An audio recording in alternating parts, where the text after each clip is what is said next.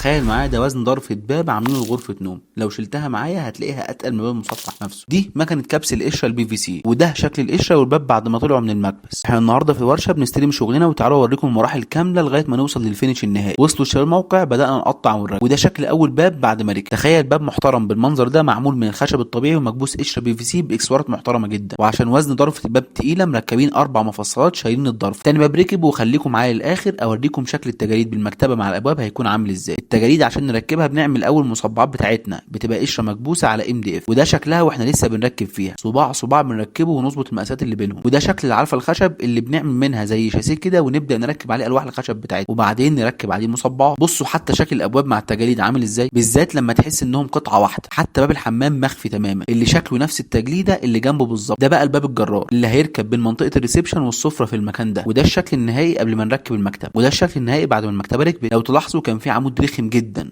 راح فين. تعالوا نشوف الباب المخفي عامل ازاي بعد ما خلص. اسيبكم مع اخر صور للموقع، وما تنسوش تقولوا رايكم. سلام.